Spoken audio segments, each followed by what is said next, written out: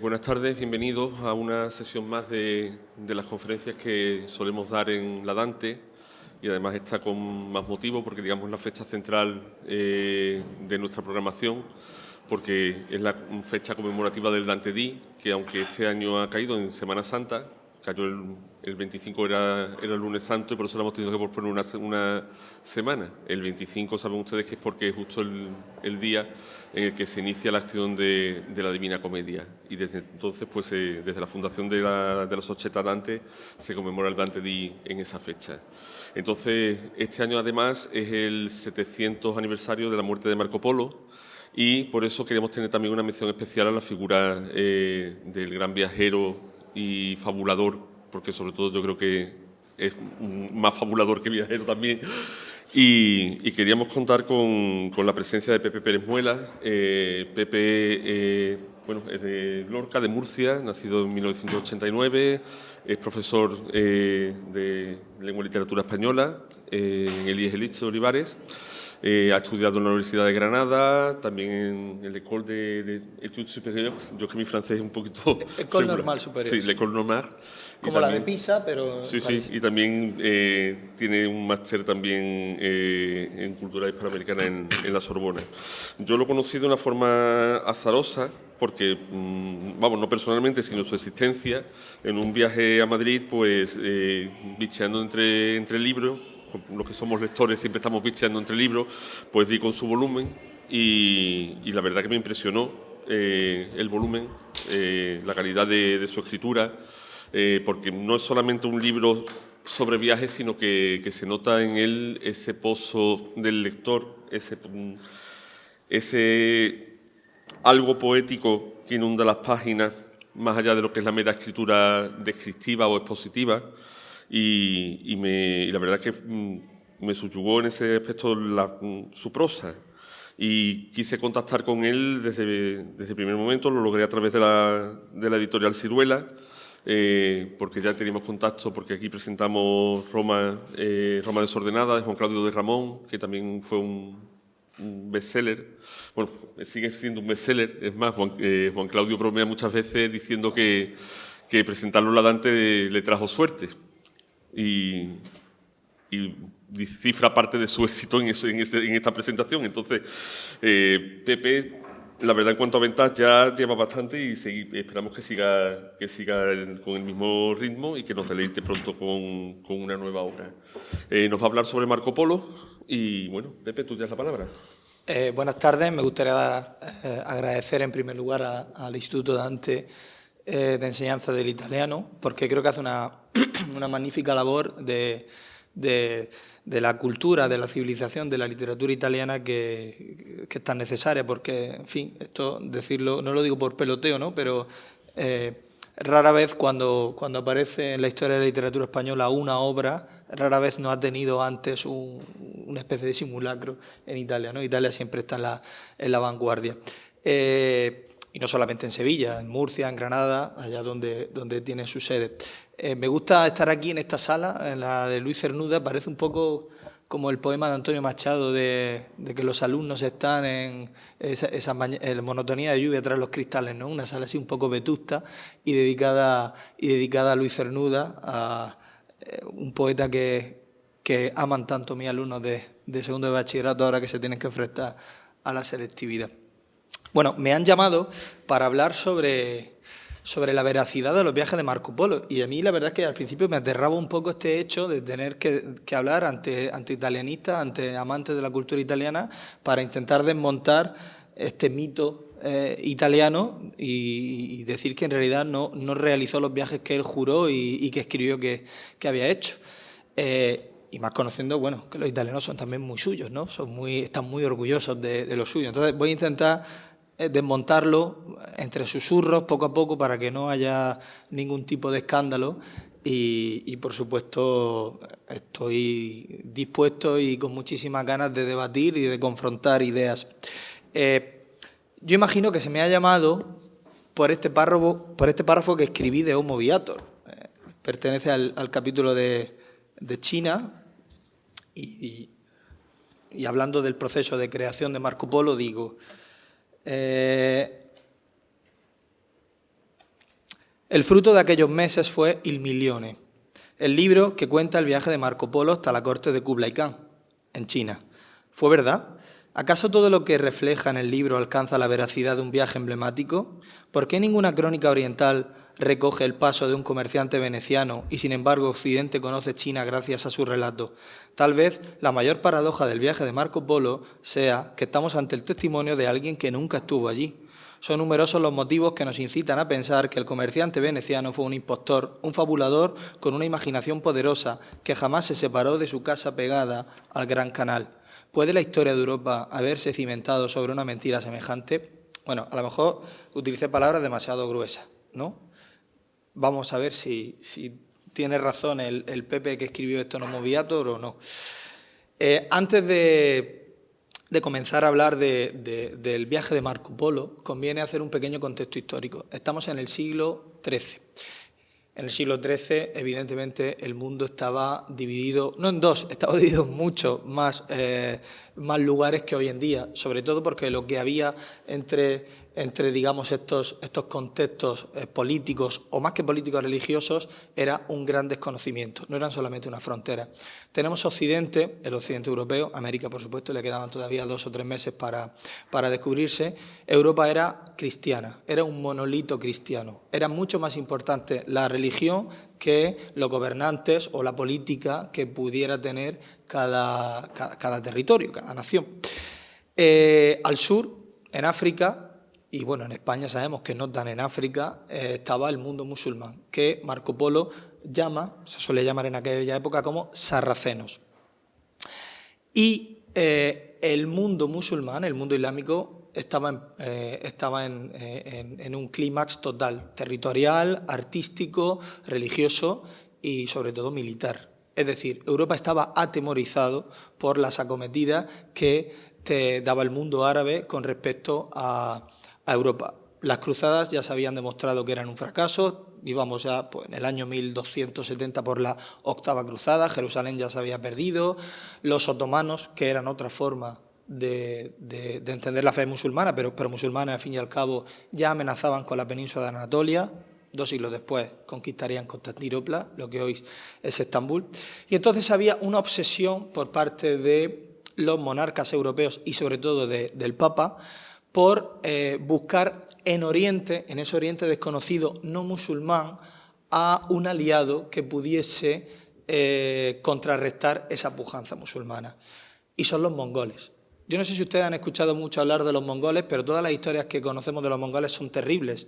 Un pueblo bárbaro que dormía encima de los caballos, que arrasaba las ciudades, y todo eso era cierto. Los mongoles llegan casi hasta Budapest, destruyen Bagdad, que era la ciudad califal por excelencia, pero no eran musulmanes. Por lo tanto, se busca ahí una especie de acuerdo diplomático con ellos. Claro, esto hoy en día, pensar esto es una quimera. Más o menos los mongoles, cuando ya se asientan en el territorio, fijan su capital en lo que hoy es Pekín, que Marco Polo llama Kambaluk.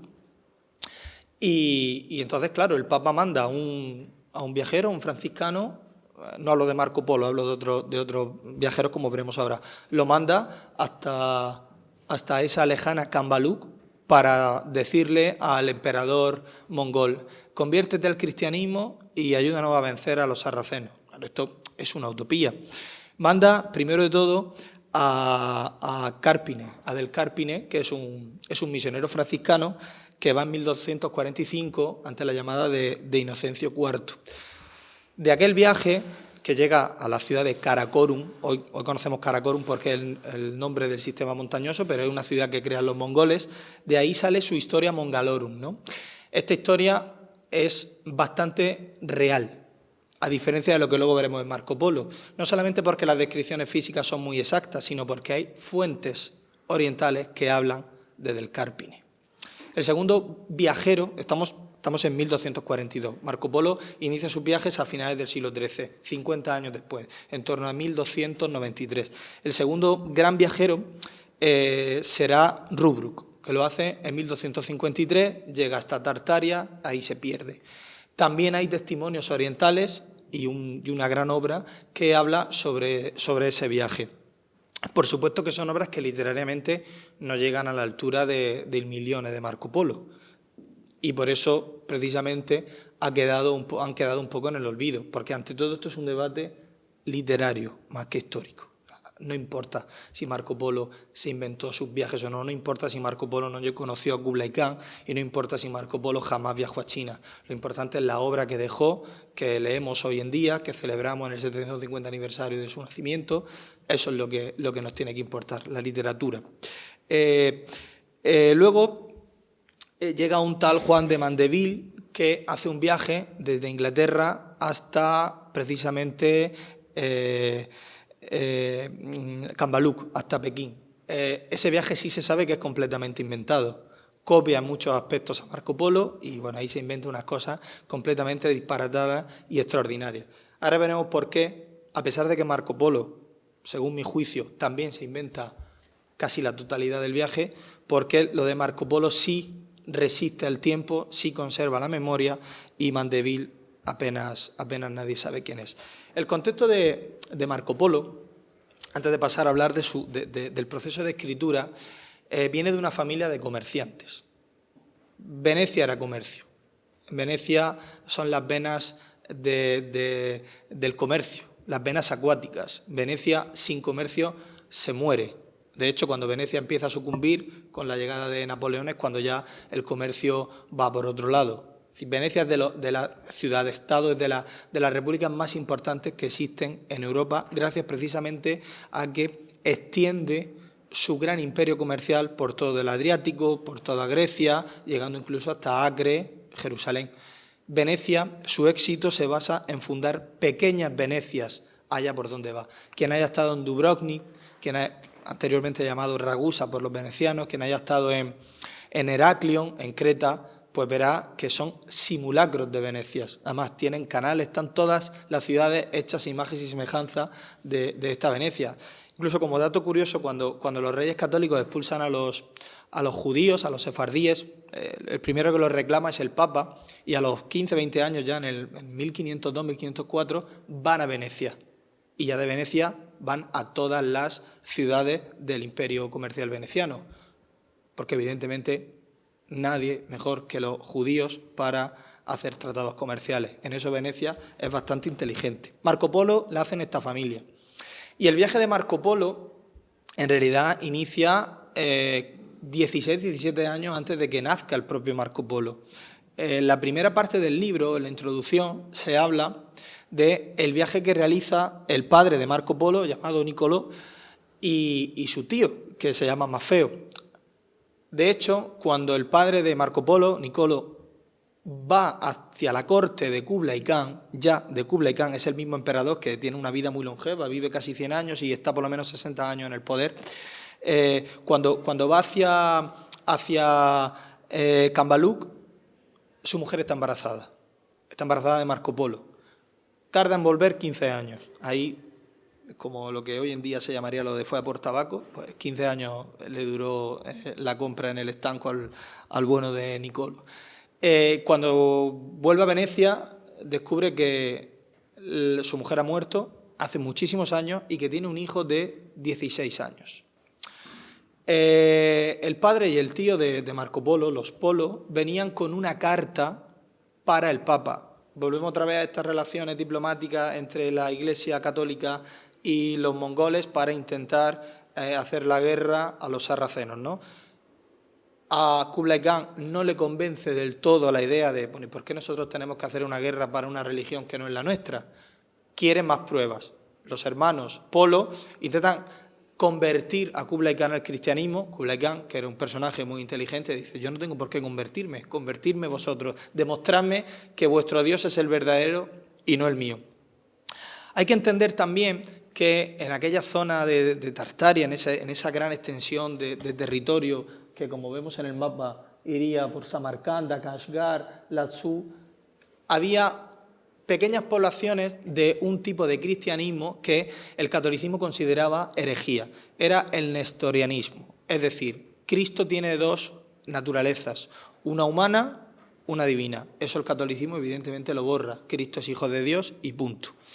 Pero algo bastante gracioso en Marco Polo es que cuando empieza el viaje desprecia bastante a los nestorianos, los quiere casi matar y, claro, cuando de repente se encuentra con un ejército de 10.000 sarracenos, ya los nestorianos les parecen casi hermanos, ya los abraza cuando llega a las ciudades.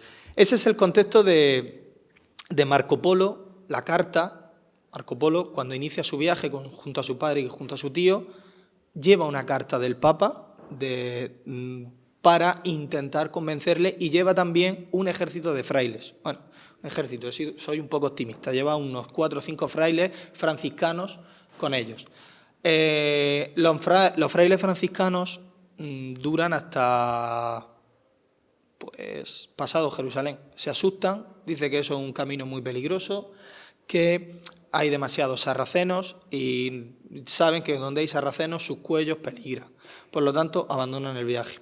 Esto, que puede parecer un dato bastante fortuito, es esencial en nuestra tesis, porque al desaparecer los frailes deja de haber una mirada objetiva. Ya no hay un testigo. Ahora ya solamente tenemos el viaje de Marco Polo. Tenemos el testimonio de Marco Polo. Y ahora veremos que se complica todo un poco más. Por lo tanto, ahí tenemos una primera piedra en el camino. ¿Quién vivió, quién fue testigo de ese viaje que Marco Polo jura haber hecho? Pues que sepamos nadie, salvo los personajes que él nombra en el libro. Si sabemos, por ejemplo, que Marco Polo tenía cierta obsesión porque lo llamasen miser, ¿no? Miser en español, se da solamente a los cargos, no tienen por qué ser nobiliarios, pero sí a los cargos de abogados o letrados, es decir, un estatus superior al de comerciante que era Marco Polo. Vamos a hablar ahora, antes de meternos en los viajes de Marco Polo, en el proceso de escritura, porque algo que a mí me llama mucho la atención es en la lengua que está escrita y cómo fue escrito. ¿Ustedes qué dirían sobre la lengua en la que está escrita el libro de las maravillas del mundo de Marco Polo? ¿Está escrito en italiano? Lo estamos celebrando aquí. El italiano que se habla en Venecia. Es decir, ¿está escrito en veneciano? No. Está escrito en francés. Es su idioma original. En francés con algunos fragmentos en dialecto piamontés. Eso llama mucho la atención. ¿Pero por qué está escrito en francés? ¿Sabía Marco Polo francés? Es cierto que el lenguaje, la lengua franca del comercio en aquel tiempo, en el siglo XIII, al igual que el de la poesía cortesana, era el provenzal, era el provenzal, que no es exactamente el francés, pero bueno. Entonces, Marco Polo sí tenía que conocer el provenzal, pero es que Marco Polo no escribe el libro de las maravillas. Y aquí tenemos un escollo. Esto ya no es intuición mía, esto es la pura realidad. Marco Polo ha vuelto de sus viajes, tiene 50 años y participa en una guerra contra Génova. La batalla de Meloria, estamos en el año 1298. Marco Polo pierde, Venecia pierde y es encarcelado en Génova, en los sótanos de un palacio. Y allí coincide con un compañero de celda, con Rustichello di Pisa. Rustichello di Pisa es un personaje bastante curioso, era un poeta nacido en Pisa, como bien dice su nombre, pero que apenas escribía en toscano, escribía sobre todo en provenzal, porque era la lengua con la que uno se podía, no hacer rico, pero sí ganarse la vida cuando iba de corte en corte. Es quien escribe el libro de las maravillas, es quien escribe el Milione. Y aquí se produce un proceso bastante curioso, al igual que el de las Mil y una noches. En las Mil y una noches, el sultán exige todas las noches una virgen para poder yacer con ella y después asesinarla. Es decir, es una violación en toda regla. Lo que hace Sherezade, cuando le toca el turno, es decirle a su familia: tranquilos, que yo no voy a morir. ¿Por qué? Porque ella tiene la literatura de su mano, ella tiene el poder de la imaginación y de la creación de su lado.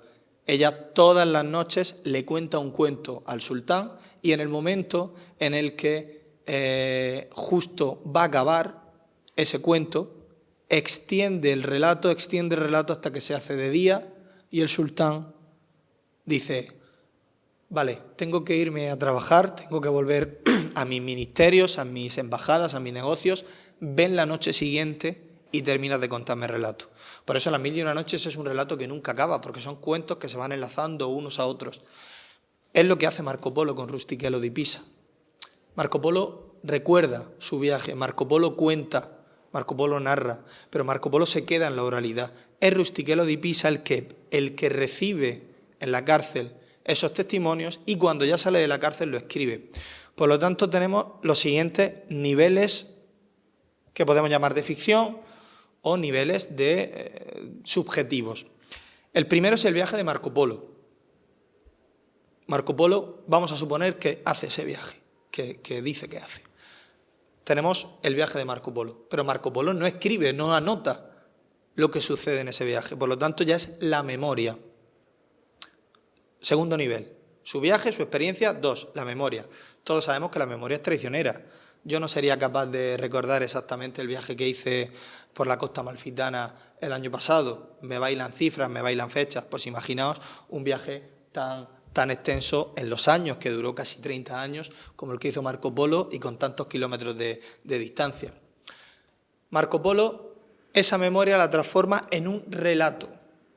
Tercer nivel. No todo lo que contamos es lo que pensamos, no todo lo que contamos es exactamente igual a como lo decimos. El cuarto nivel es lo que escucha Rustichello di Pisa, que a su vez lo transforma en recuerdo, porque él no lo escribe en la cárcel, él lo escribe cuando sale de la cárcel. Por supuesto que suponemos que Marco Polo se lo cuenta en provenzal, no en veneciano. Suponemos que comparten la misma lengua, que es la que luego Rustichello di Pisa lo escribe. Tenemos por lo menos 5 niveles de subjetividad. Esto, por supuesto, que no es importante y menos para una obra del siglo XIII. No es definitivo. Lo definitivo, lo definitorio para mí es lo que contiene el libro. La primera parte del libro, la introducción, Marco Polo habla de los viajes que hizo su padre y de su tío antes de que él naciese. Por lo tanto, ahí ya estamos metiendo otro nuevo nivel, que es los recuerdos de su padre, que era un comerciante. Y como comerciante que era, no tenía por qué ser un gran fabulador. Se lo suponemos. Lo que nos ha llegado hasta nosotros, o lo que se ha perdido del primer manuscrito, es un manuscrito que, como acabo de decir, está perdido, es de 1298, escrito en provenzal, con algunos apuntes en piamontés, y hay 7 copias de ese original que se conservan. 2 están en francés, otro en toscano, en italiano actual, otra en veneciano y 2 en latín. Latín, que es la lengua cultural de la época, no solamente de los monasterios, sino también, en muchos casos, del comercio y de las obras cultas. Y ahora, habiendo hecho estas pequeñas, ¿cómo decirlo?, anotaciones, vamos a hablar del viaje de Marco Polo. Yo imagino que ahora un poco más si dudarán, ¿no?, de Marco Polo, sobre todo porque lo escribió en francés y eso siempre es sospechoso, sobre todo entre españoles y entre italianos. El viaje tiene un gran sentido propagandístico. Son 3 partes, el libro de las maravillas, con una introducción. En la introducción se habla, como he dicho, del viaje de los Polos, del padre y del tío. La primera parte es el viaje de ida hasta la corte de Kublai Khan, Kambaluk. El segundo viaje, en la segunda parte del libro, Marco Polo se convierte en una especie de embajador al servicio de Kublai Khan. Entonces son los viajes que él hace por lo que es el estricto oriente, ¿no? Digamos, desde la parte de China, donde pone Beijing, que sería Kambaluk, el Pekín, hacia todo el sur, ¿vale? Es un viaje mucho más extenso de lo que indica ese mapa. Y la tercera parte, que se llama el libro de la India, es la vuelta. Es la vuelta, pero apenas Marco Polo pasa por la India, salvo para repostar, porque es un viaje que hace, sobre todo, como vemos, en barco, por la bahía de Bengala, el Golfo de Bengala, el mar Arábigo y ya hasta Persia. Como premisa diré que si es un libro propagandístico, evidentemente Kublai Khan saldrá muy bien parado de este relato. Incluso yo a veces llego a dudar de si Marco Polo era veneciano o era cristiano, porque alaba tantísimo a Kublai Khan que parece que está pagado por él, ¿no? Luego lo veremos. Es un viaje propagandístico y aquí me gustaría hacer una pequeña... me voy a ir un poco por las ramas, porque es importante que esto quede claro, ¿no? Esta mirada científica, esta mirada histórica que nosotros tenemos de los libros de historia, porque esto pasa por ser un libro de historia, pero en realidad es un libro de literatura, nace en el siglo XVI. Es decir, no podemos buscar en una crónica histórica medieval, o en muchas crónicas históricas medievales, no podemos buscar, por mucho que esas crónicas juren que dicen la verdad, no podemos encontrar una veracidad objetiva, porque no existe, porque el mundo no se interpretaba o no se veía con esa mirada, con la mirada científica, con la mirada objetiva. La mirada era la religiosa, era la de Dios. Todos los libros eran una reinterpretación de la Biblia. Y en este caso de Marco Polo también lo tenemos así. Además, con algo mucho mayor, y es que la letra escrita durante la Edad Media pesaba. Cuando digo que pesaba, es que a un historiador medieval, a un cronista medieval, le bastaba haber leído la historia en un manuscrito para entenderla como verdad, porque lo verdadero se escribe en la Edad Media. Por eso luego encontramos en el Arcipreste de Hita, en Berceo, en muchísimos autores de la literatura medieval, incluso en Dante, esto es cierto, este milagro es cierto porque yo lo he leído. No hace falta haberlo visto, hace falta haberlo leído, porque la escritura traspasa el mensaje religioso y divino. Esto es muy importante, y aquí va la elipsis que quiero hacer. Me voy a ir a América, me voy a ir a una batalla en plena conquista de Cortés del Imperio Mexica. Tenemos una batalla en la que los españoles están a punto de morir cruzando un río y de repente los españoles se salvan. Y entonces un tal López de Gomara, que nunca estuvo en América, pero que fue el primer cronista oficial de las Indias, escribe su libro sobre la conquista de México. Se lo encarga, por supuesto, Carlos V. Ahora aquí dudo, creo que era Carlos V, sí. Y cuenta que, viéndose los españoles rodeados al cruzar este río, los indios ya estaban por todas partes, lanzaban flechas envenenadas, estaban a punto de morir, bajó el apóstol Santiago en un caballo blanco y se puso a matar indios y salvó a los españoles. Eso es un relato medieval. Pero lo importante, la noticia, por esto lo traigo aquí a Marco Polo, no es precisamente esa historia, es la respuesta que se le dio. Y la respuesta se la da Bernal Díaz del Castillo, que era un soldado que estuvo en esa batalla y que ya una vez en España escribe un libro llamado La verdadera historia de la conquista de Nueva España. Verdadera porque es verdad y lo otro fue mentira. Entonces, con muchísima ironía y con muchísima sorna, escribe que él no quiere ser pecador y él no quiere malinterpretar los designios divinos, pero juraría que él no vio nunca al apóstol Santiago o San Pedro, dice, bajar de las nubes y matar a indios, que lo que vio fue a sus compañeros con los que llevaba durmiendo años y años en tiendas de campaña, pues prácticamente salvarle el pellejo. Entonces, ahí está la diferencia entre esa mirada teológica propia de la Edad Media, propia de Marco Polo, y esa mirada histórica, esa mirada científica y objetiva que se intenta poner a partir del siglo XVI y que la conquista de España protagoniza.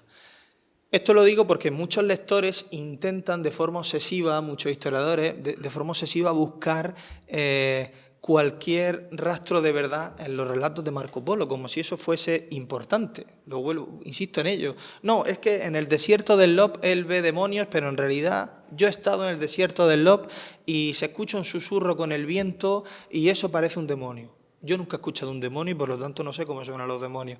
Pero da igual si Marco Polo fabuló. Mejor que fabulase. Creo que es mucho más interesante este relato y sobre todo mucho más interesante que la historia de Europa esté tan marcada significativamente por este relato. Y ahora veremos por qué. Voy a leer algunos fragmentos, basándome ya en el libro, sobre las intenciones de Marco Polo. Dice Marco Polo, bueno, antes de eso tengo que contar una cosa. Lo escribe Rustichello di Pisa y él, Rustichello, no se hace pasar por Marco Polo. Él habla de Marco Polo en tercera persona. Y dice, yo, Rustichello di Pisa, puedo jurar que Marco Polo me dijo y juró.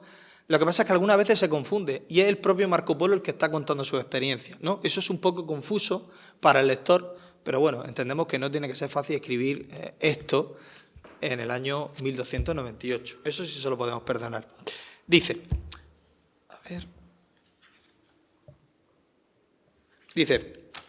nuestro libro os dará cuenta de todo ello clara y ordenadamente, tal como el señor Marco Polo, noble e instruido ciudadano de Venecia, lo describió, tal y como lo contempló con sus propios ojos. Fijaos lo importante que es aquí la mirada y la escritura.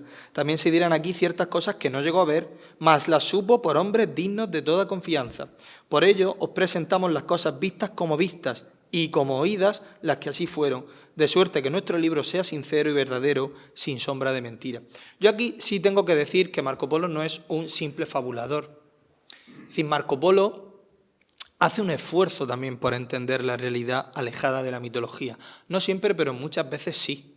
El problema también que ha tenido Marco Polo es que se ha encontrado con ilustradores que son mucho más fantasiosos que él. En las ilustraciones de Marco Polo encontramos de repente dragones. Y entonces ya tendemos a decir, es que Marco Polo era un mentiroso porque dijo que estuvo con dragones. Y cuando leemos el texto, en el texto pone serpientes, no dragones. Entonces eso también juega una mala pasada, sobre todo aquellos que hablan de Marco Polo sin haberlo leído, ¿no? Vamos a poner ejemplos.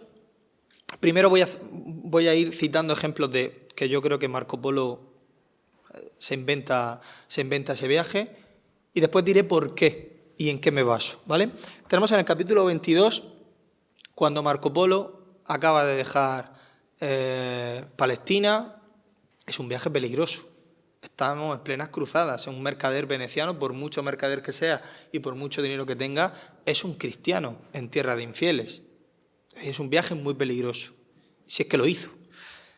Llega a Armenia y claro, ¿qué tiene Marco Polo en la cabeza? Marco Polo tiene muchos libros, pero tiene uno, tiene la Biblia. Y cuando llega a Armenia, a lo que hoy es el monte Ararat, que lo llama Baris, ¿qué busca Marco Polo? Busca el arca de Noé y ve el arca de Noé.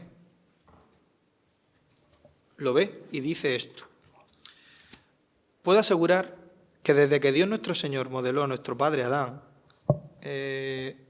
no, perdone, me he ido. Es aquí. El capítulo es el 22, donde se trata de la Armenia Mayor. Dice, he de decir también que en medio de Armenia Mayor, sobre una alta montaña, está el arca de Noé. Es un monte elevado y grandísimo, similar a un cubo, sobre el cual aquella se depositó, según dicen, de donde vienen que llamen a la montaña monte del arca, y es tal su anchura y amplitud de 2 jornadas, no bastan para rodearlo. En su cumbre hay siempre tal cantidad de nieve que nadie podría llegar a la cima, pues nunca llega a derretirse totalmente, sino que depositándose una nevada sobre otra, su grosor siempre aumenta. El arca es visible desde lejos, al ser tan alta la montaña sobre la que se encuentra, y de nieve perpetua. Bueno, pues Marco Polo ve el arca. Puede ser. Vamos con el siguiente capítulo. En el siguiente capítulo, el siguiente fragmento que quiero leeros, Marco Polo dice haber visto, y se lo han comentado, unos cristianos que el califa los quiere matar, están por Persia, y entonces el califa le dice, os perdono si vuestro Dios es capaz de mover una montaña famosa que hay ahí. Bueno, ¿qué creéis? ¿Que se mueve la montaña? Vamos a verlo. Una vez terminada su plegaria, con gran devoción y fe dijo en alta voz, se refiere al sacerdote, al fraile que estaba rezando para que no lo matase. En el nombre del Padre, del Hijo y del Espíritu Santo, yo te ordeno, oh montaña, que partiendo de aquí te muevas hasta allá lejos, por la fuerza que el Espíritu me concede. y de inmediato la montaña comenzó a moverse desde la cima y avanzó 1 milla entera a través de la llanura, con un temblor de tierra tan repentino y terrorífico que espantó al califa y a todos sus sarracenos. Lo que sí se desliza bastante de toda esta historia es que Marco Polo le tenía un odio tremendo a los sarracenos, al Islam. Le tenía un odio voraz, ¿vale? Siguiente historia. Cuenta, por supuesto, la historia de los Reyes Magos y habla del árbol seco. Lo del árbol seco no voy a leer ningún fragmento, pero es algo bastante curioso. El árbol seco es el trasunto del árbol de la vida. El árbol de la vida es el árbol del paraíso. Sí se sabe, con la ciencia cierta de Marco Polo, que uno de los ríos, dos de los ríos que nombra el Génesis es el Tigris y el Éufrates. Esos ríos existen. Por lo tanto, si esos ríos existen, se sabe que el árbol seco y el paraíso tenía que encontrarse entre el Tigris y el Éufrates. Por lo tanto, él habla de una región, que es la del árbol seco, opuesta al árbol de la vida, que él relaciona con un desierto. Pero bueno, yo sospecho que el territorio este del árbol seco es un poco más mitológico cristiano que otra cosa, ¿no? Habla también de, y esto es bastante significativo, habla de la secta de los asesinos. La secta de los asesinos que a mí Maluf escribió un libro precioso sobre, que no recuerdo si se llamaba Samarcanda sí, Samarcanda. Era una secta, de ahí viene de hecho la palabra asesino, de esa secta. Estaban cerca del mar Caspio en una fortaleza impresionante, a mí me encantaría ir, y ingerían hashish antes de cometer los mandatos. Es decir, el jefe de la secta les mandaba asesinar, asesinos muy selectivos, a tal persona, a tal visir, y entonces puestos de hashish iban y cometían estas tropelías. La palabra asesino y hashish tienen el mismo origen, precisamente viene de ahí, de que esas personas colocadas de hashish cometían esos actos, eran los llamados los asesinos, los que tomaban hashish, de ahí la palabra ha derivado. Es decir, Marco Polo ha escuchado esa historia es cierta. Lo que pasa es que Marco Polo no ha visitado esa fortaleza. No ha visitado esa fortaleza porque Marco Polo la sitúa cerca de Afganistán, en el sur de Afganistán, y esta fortaleza está en Alamut, en el Caspio. No sé si sale aquí en el mapa. No, Alamut no sale, pero está en el norte. Es decir, hay 1.500 kilómetros de distancia entre una y otra. Si Marco Polo lo hubiese visitado, hubiese dicho su lugar exacto, porque se puede, es un lugar accesible. Sin embargo, ha oído que existe esa fortaleza y la ha colocado donde él ha considerado que tiene que colocarla.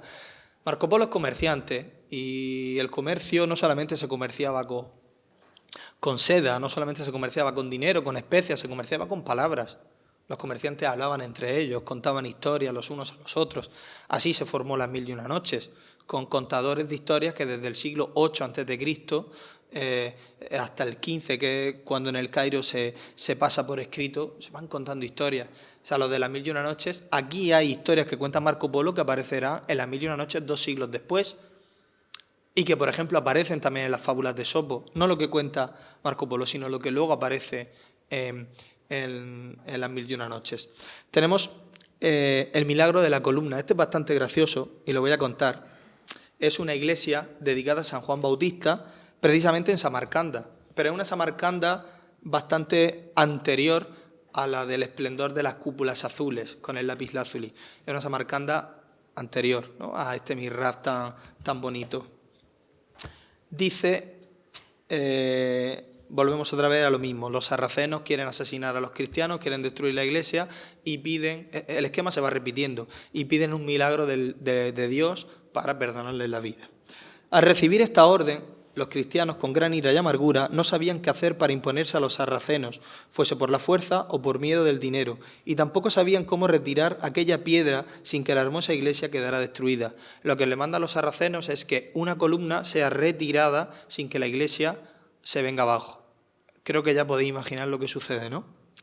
Volviendo a sus hogares, decidieron que el mejor partido era el de rogar a Jesucristo que le guiase en aquel negocio para que la Santa Iglesia no quedara destruida y no aplastase con su derrumbe el altar de San Juan Bautista.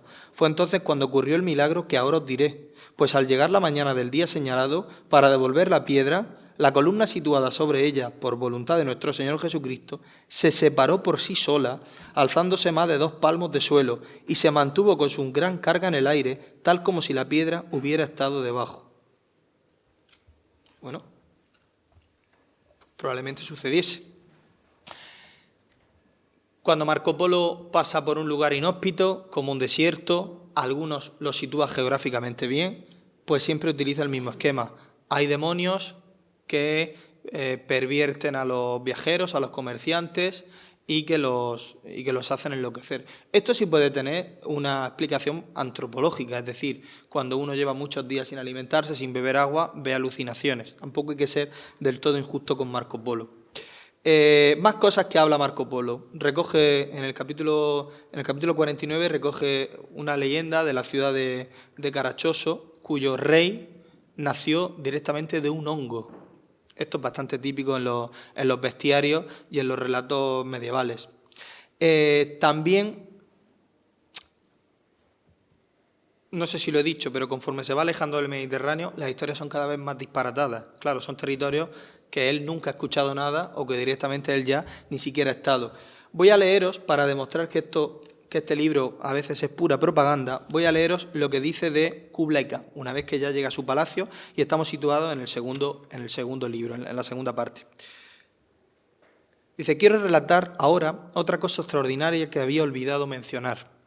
Pues mientras el gran Khan permanece en su palacio 3 meses al año, tal como ya hemos visto, siempre que hay lluvia, niebla o mal tiempo en general, tiene junto a él a unos sabios, astrólogos y encantadores que suben al techo del palacio y en virtud de su ciencia y encantamiento ordenan a las nubes, a la lluvia y al mal tiempo que se aparten de la residencia del Señor.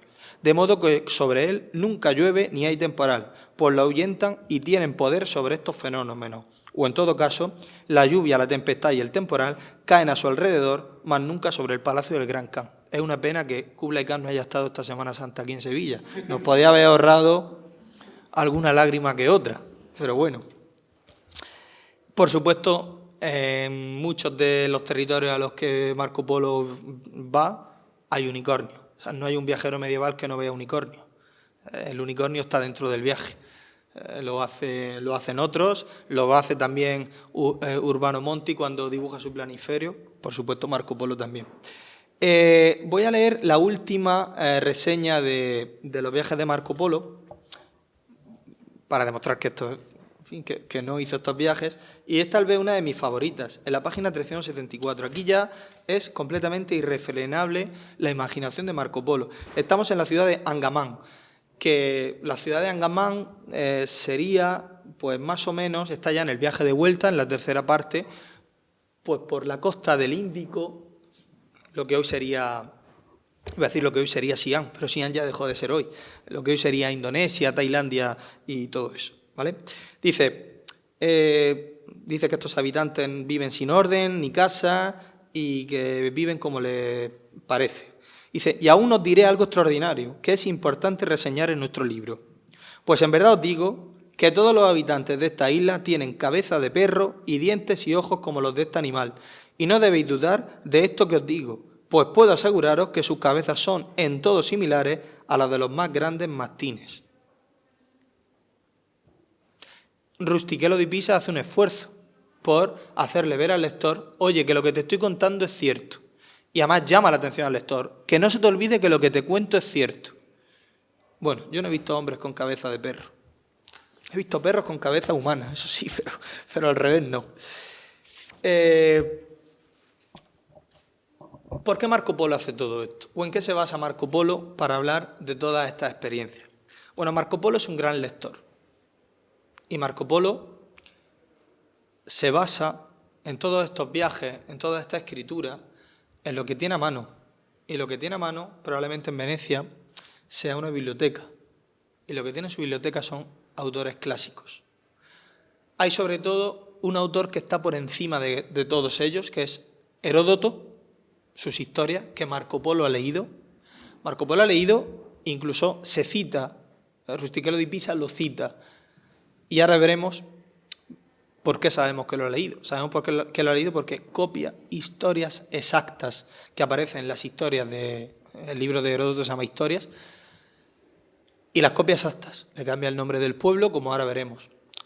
También hay otra fuente que no aparece, pero yo estoy seguro que es él. Marco Polo va siguiendo el viaje que hizo Alejandro Magno. Alejandro Magno hizo un viaje similar y llega hasta la India por la parte de lo que hoy sería Pakistán, al río Indo. No sube ya por el Karakorum y por el Tíbet como se hizo Marco Polo. El tercer libro es Jenofonte, la expedición de los 10.000. Y por supuesto el cuarto ya lo hemos citado en la Biblia. Vamos a ver en qué se basa Marco Polo para prácticamente calcar en muchos casos las historias de Heródoto.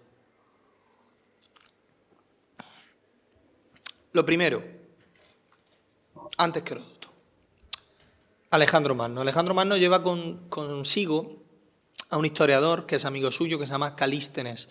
El problema es que el manuscrito que tenemos de Calístenes no se sabe, no podemos datarlo exactamente en esa época, se han conservado papiros posteriores, copias, entonces la historiografía lo llama pseudo Calístenes porque también tiene bastantes adiciones posteriores. Esto era muy típico, que en los monasterios cristianos se metiese siempre algún texto, alguna página, alguna morcilla para hacer una referencia a Jesús. Y así decimos, mira, Alejandro Magno ya hacía una referencia a Jesús, aunque faltase 336 años para que naciese. Hay cerca del río Oxo, estamos más o menos hemos salido de la península de Anatolia, ya adentrándonos en Persia. Cerca del río Oxo hay unas fuentes que emanan un líquido viscoso y parecido al aceite, de esa textura similar. Es un líquido que cura, dice Calístenes, y es un líquido que prende muy rápido. Es el petróleo. Marco Polo hace exactamente la misma descripción. Yo no estoy diciendo que Marco Polo no viese petróleo, porque yo sí pienso sinceramente que Marco Polo no se quedó en el Gran Canal, que algún viaje tuvo que hacer, por supuesto no este, pero algo sí tuvo que hacer. Bueno, yo me pregunto, ¿Marco Polo lo vio o lo leyó? Porque es que la experiencia que cuenta, el ejemplo que cuenta es exactamente igual. Luego tenemos otra del pueblo de Camadí. Sus habitantes, que son los caravaunas, tienen una cosa muy especial, y es que son capaces de hacer en mitad de la noche el día y en mitad del día la noche, prácticamente como Jericó, como Dios hizo con Jericó. Y dice que son atacados por un ejército de 10.000 y que solamente sobreviven su tío, su padre y él. Claro, esto del ejército de 10.000 en mitad de Persia, yendo de un lado para otro, nos suena a Jenofonte, a la expedición de los 10.000. Yo creo que la referencia es clara. Luego dice todos los caballos que se va encontrando, los caballos que se encuentran en una región, lo que hoy sería cerca del Indostán, dice todos que son descendientes directos de Bucéfalo. Bucéfalo era el caballo de Alejandro Magno. Aquí Marco Polo se está dejando llevar por sus lecturas. Y vamos a una referencia que me hace mucha gracia, que es con las mujeres del Tíbet. Y esto lo voy a leer. ¿Vamos bien de tiempo? Me queda poco. ¿Sí? Es en la página 259. Vamos a ver las mujeres del Tíbet. Por supuesto, Heródoto nunca estuvo en el Tíbet. Él habla así de las mujeres de un pueblo cerca de Lidia. Lidia está en lo que hoy sería la costa mediterránea de Turquía, la zona de Éfeso hacia el sur. Dice, tienen una curiosa costumbre para casar a sus mujeres, pues en aquellas regiones ningún hombre, por nada del mundo, tomaría como esposa a una virgen, pues dicen que nada vale mientras no esté acostumbrada a yacer con muchos hombres. Así, de una mujer o una moza que no haya conocido a varón, dicen que no es querida por los dioses, y por eso los hombres la ignoran y la evitan, y al contrario, aman y desean a aquellas que son bien vistas por sus ídolos. Ahora veréis cómo se casan. Cuando llegan forasteros que viniendo de otros países pasan por aquella comarca y plantan sus tiendas cerca de algún pueblo o caserío u otro lugar habitado, las ancianas del pueblo o de la aldea, que tienen hijas casaderas, las llevan allí en grupos de 20, 30 y hasta 40 y se las ofrecen a los extranjeros, cuantas más mejor, suplicándoles que tomen a sus hijas y las guarden consigo mientras estén allí. O sea, esto, que por supuesto no hace ninguna gracia, es terrible lo que está contando. Tenemos que entender que en una escritura del siglo XIII, una escritura descriptiva de lo que sucede en esas regiones, pues claro, un cristiano, un comerciante, un veneciano, pues se espantaría de todo lo que ve, pero también lo vería con cierta distancia, ¿no? O con descendencia, como diciendo, es que ellos son herejes, ¿qué pueden hacer? Los herejes son así, ¿no? Hay bastante también de ese buenismo cultural hoy en día, ¿no? De lo de hay que respetar esto porque es su cultura. No hemos cambiado tanto de Marco Polo hasta aquí. Heródoto habla de eso en un pueblo lidio. Luego también habla de una historia de diamantes y de serpientes que la recoge Heródoto también y luego aparece recogida en las 1001 noches 2 siglos después. Hay un magma de toda esta historia, de toda esta fantasía que va pues prácticamente desde Calcuta hasta Venecia y que todas las culturas van recopilando, que pasa por el Cairo, por Bagdad, por Jerusalén, por Damasco. Y hasta aquí Marco Polo. Es decir, ustedes ya creo que tienen, o por lo menos han intentado darle criterio suficiente como para saber si Marco Polo hizo ese viaje o no. Yo soy honesto, desde el primer momento he dicho que es indiferente que Marco Polo haya realizado esos viajes o no. Lo importante es que este libro es una de las mayores obras creadas nunca en la historia de la humanidad. Y es un libro no solamente que está muy bien escrito y que hace soñar al lector del siglo XIV, del siglo XV, pero también al lector del siglo XXI porque está muy bien escrito y no es para nada farragoso como puede parecernos un texto medieval. Pero digo sobre todo que es un texto iluminador porque, lo comentábamos antes, nos encontramos con Cristóbal Colón. Y Cristóbal Colón llevaba el libro de las maravillas y millones en sus carabelas para descubrir América. Lo llevaba y lo llevaba bien estudiado. Creía en esa veracidad de Marco Polo. Creía en ese impulso que le hizo a Marco Polo, supuestamente, llegar ya hasta el Océano Pacífico para poder encontrarse esas tierras en las que había estado Marco Polo. Y es más, Marco Polo habla, no lo visita, y él aquí reconoce que no lo visita, que lo habla de oída, habla de Zipango. Zipango es precisamente lo que va buscando Cristóbal Colón. Una de las primeras tierras a las que llega Colón, él se cuestiona, ¿es Zipango? Con Zipango pasa, Zipango, Japón. Con Zipango pasa una cosa bastante curiosa. A Marco Polo se la describen como un país, una isla llena de oro. Entonces, Marco Polo intenta por todos los medios ir a Zipango, al final no puede. Es el primer europeo que habla de Japón, el primero que habla de Japón.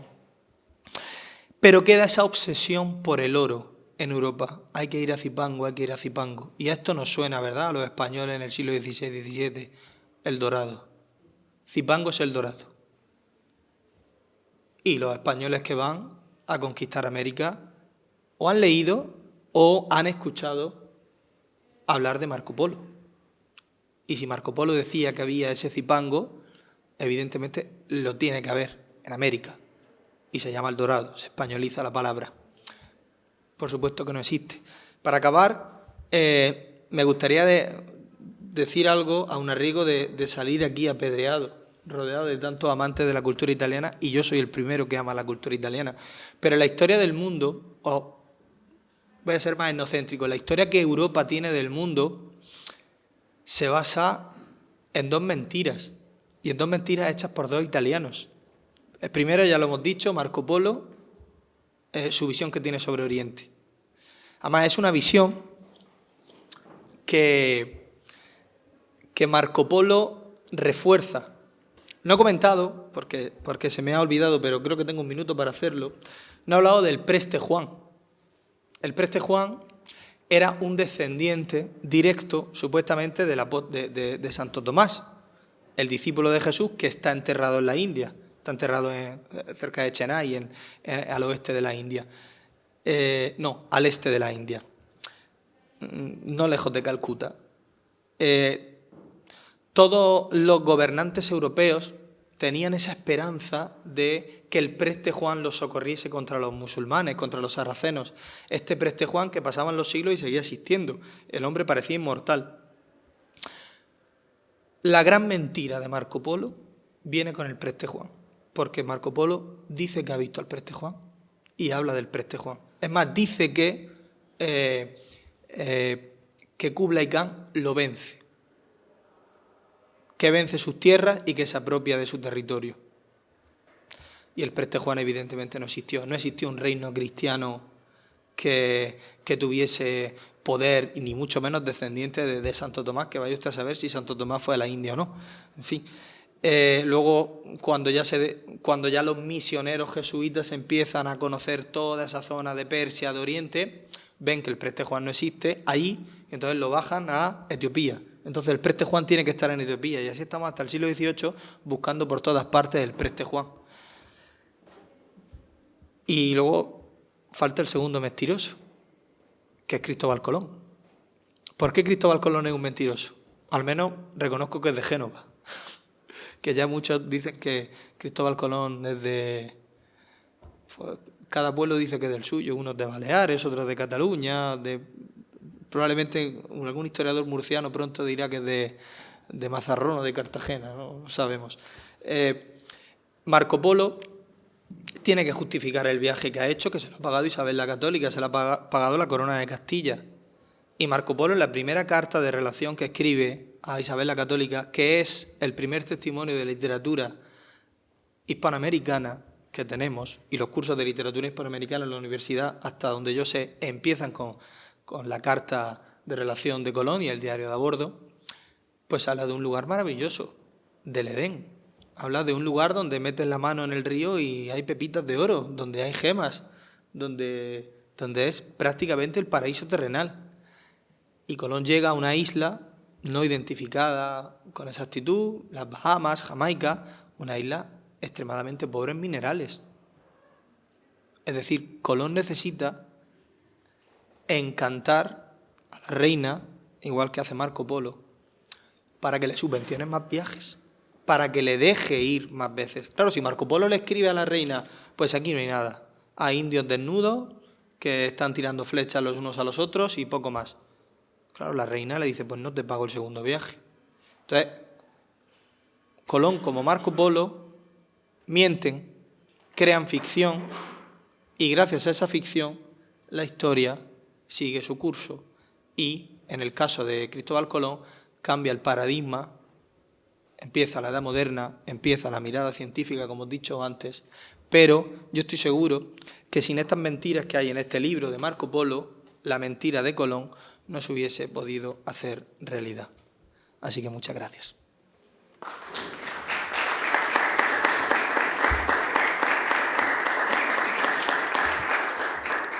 Y se me olvida decir, perdone, que la persona que mejor ha sabido leer a Calvino y que mejor fue a Calvino, ya lo he dicho, a Marco Polo, y que mejor lo ha interpretado sin duda es Ítalo Calvino con las ciudades invisibles, un libro que recomiendo a todo el mundo. Muchas gracias, Pepe, por tu palabra fluida y amena. Y bueno, aparte de agradecerte, lógicamente queremos abrir coloquio con ustedes. Yo una cosa que me llama la atención, por abrir un poco, y no es tanto una pregunta, sino casi una digresión a partir de lo que has estado hablando, cómo siempre la literatura conforma la mirada, y la mirada sobre la realidad. Y en un mundo como el actual, que es prácticamente ágrafo, ¿qué va a ser de nosotros? Es ágrafo, o peor aún, esto es un debate interesante. ¿El mundo en el que vivimos es ágrafo? ¿Es un mundo sin escritura? No, yo creo que es un mundo sin lectura, pero es un mundo lleno de escritos, porque las redes sociales son escritura pura. Es una escritura sin pensamiento, es una escritura vacía, es una escritura donde la mentira se recubre de superficialidad, porque esta mentira se recubre de arte y de belleza. La de las redes sociales no. La de las redes sociales es dañina. Y hablo de redes sociales como puedo hablar de otro tipo de elementos en las que, desgraciadamente, nosotros lo sabemos porque somos profesores, los jóvenes están completamente embuidos. Es decir, la gran paradoja de nuestro tiempo es que probablemente los jóvenes leen más que nunca, pero tienen menos capacidad lectora que nunca, porque lo que leen es la pantalla de su móvil. Y es bastante triste. La verdad que sí. Y el no hacer una lectura atenta o no tener comprensión lectora hace que tengan menos imaginación y menos inquietudes. Yo cuando a mis alumnos leemos Las ciudades invisibles de Calvino, muy poco a poco, de ciudad en ciudad, y han perdido la capacidad de sorprenderse. No tienen ganas no sienten inquietud o curiosidad por territorios lejanos. Le hablas del Karakorum, le hablas de China, le hablas de la India y no les interesa nada que esté más allá de la pantalla de su móvil o de la puerta de su casa. Sí. Es tristísimo, por supuesto que no hay que generalizar, que en todas las épocas habrá existido esto, pero yo la multitud que encuentro ahora mismo de analfabetos funcionales es tremenda. Sí. Gente que no es capaz de entender un libro sencillo, un texto, que no son capaces de concentrarse en un texto que tenga más de 10 líneas. Yo a mí me encuentro muchas veces que tienen el móvil a mano y me dicen, maestro, ¿esta palabra qué quiere decir? Y digo, pero tienes un móvil, búscalo. No saben buscar. Tienen un arma poderosísima en sus manos y no saben utilizarla y no quieren utilizarla. Sí. Y también una cosa más te quería preguntar. ¿Tú piensas que Marco Polo, porque lógicamente en el caso de Colón es muy fácil, la motivación es eso, la financiación, pero en el caso de Marco Polo, que narra esto desde la cárcel a este rustiquero de Pisa, ¿tú crees que busca la gloria o cuál es el motor realmente de la narración? A ver, Marco Polo se sabe que era bastante vanidoso. Desde el momento que él se autoimpone un tratamiento, el de Miser, que no le corresponde, es evidente que sí, que busca la vanagloria, que busca el honor y la memoria. Yo la verdad es que no soy capaz de decir por qué Marco Polo hace esto. No sé si es Marco Polo Rustiquelo di Pisa. No lo sé. No soy capaz de decir dónde estuvo Marco Polo y dónde no, porque hay descripciones exactas en el libro. Hay momentos en los que dicen, pues este hombre tuvo que estar. Marco Polo no describe ninguna ciudad. Ninguna. Salvo el palacio de Kublai Khan. Marco Polo entra en muchas ciudades y lo único que dice, hay metales, claro, la mirada del comerciante, hay sedas, hay tal, hay plátanos, hay lo que sea. Plátanos no sé si hay, lo he dicho por decir. Pero nunca dice, hay una mezquita, hay una iglesia con esta forma, hay una cúpula grande, salvo el palacio de Kublai Khan, que si los capítulos duran 1 o 2 páginas, el palacio de Kublai Khan está 6-7 páginas describiéndolo, lo describe con mucha exactitud. Ahora, su padre estuvo en el palacio de Kublai Khan, porque va primero, entonces yo ya no sé la veracidad de esa descripción. Yeah. ¿Alguna pregunta? No, pregunta no, me ha sorprendido. Yo sí pensaba que había hecho ese viaje, evidentemente, con historias a lo mejor un poco fantásticas para llamar la atención de sus contemporáneos, pero yo realmente pensaba que se había efectuado el viaje. Yo no tengo la certeza de que ese viaje se produjo o no se produjo. Yo tengo ligeras intuiciones de que lo que cuenta Marco Polo no es cierto. Muchas veces somos muy rigurosos a la hora de tratar a ciertos viajeros, a ciertos escritores, diciendo, no, esto es falso, porque aquí no es exacto lo que dice. Y con Marco Polo tengo la sensación de que pasamos por alto la mano. O sea, Marco Polo ve hombres con cabeza de perro. Y entonces pues alguno dirá, no, es porque se tomaría algún hongo alucinógeno. Bueno. Tenemos, por ejemplo, de un poquito posterior a Ibn Battuta, que es un viajero Marruecos no existía, un viajero árabe nacido en Tánger, que primero va de peregrinación hacia la Meca y llega hasta la India, va a Rusia, y es un hombre de fe como Marco Polo, pero no es tan fantasioso como Marco Polo. Y lo que pasa es que a mí de Marco Polo me mosquean un poco, ¿no?, de esa velocidad, y es que no hay fuentes chinas o mongolas que hablen de Marco Polo, de un viajero llamado Marco Polo, de un viajero veneciano, cuando sí hay testimonios que hablan de otros viajeros. ¿Y del padre y el tío de Marco Polo sí existen referencias? Eso ya no lo sé, pero me lo apunto para saberlo. Eso se me escapa. Entonces, sí se sabe que Marco Polo hizo fortuna. Era comerciante. Y por lo que se demuestra en el libro, era un gran observador y escuchaba muy bien. Su libro es muy ambiguo y es muy, muy confuso, porque luego también hace referencias cuando está en el viaje de vuelta a unas islas, dos islas enfrentadas, una viven hombres, otra viven mujeres. Eso aparece, aparecen referencias también del Antiguo Testamento, historias ahí. Entonces, pues no sé qué pensar. Luego es cierto que lo que le ha pasado a la posteridad con respecto a Marco Polo, porque uno lee y dice, cuando viaja casi, porque este mapa no es del todo cierto, va por el Cuerno de África costeando. Y entonces habla de un Mogadisco, y Mogadisco existe, pero probablemente a Mogadisco se le ha puesto el nombre porque se ha leído el libro de Marco Polo. Es como si llamásemos hoy en día a Japón Zipango. Eso sucede, por ejemplo, con la conquista de América, sobre todo en la zona de California. Está todo lleno de nombres que los conquistadores españoles leyeron en la literatura que se leía en aquella época, en el siglo XVI, que eran los libros de caballería. De hecho, California es el reino de California que aparece, era en el Amadís. Es que no sé si era el Amadís u otro, pero bueno. Eran los libros que estaban leyendo, una reina legendaria. Pues este territorio es un gran homenaje a la literatura española. Esto, desgraciadamente, en Estados Unidos lo conoce poca gente. Que hay muchas ciudades que tienen nombres de reinas, de personajes, de héroes, de libros de caballerías. Curioso, los libros de caballerías ya estaban denostados, ya empezaban a estar denostados no sé si era el Palmerín o ahora dudo, luego consulto la referencia. Y bueno, San Junípero, ¿no? San Francisco, toda esta ristra de nombres españoles que primero fueron pensados por un autor y después fueron leídos por un conquistador que luego fundaría la ciudad. Y entonces aquí volvemos a lo que decíamos antes, las cosas primero se escriben, después se leen y después existen. La realidad imita al arte. La realidad imita al arte, sí, exactamente, la realidad imita al arte.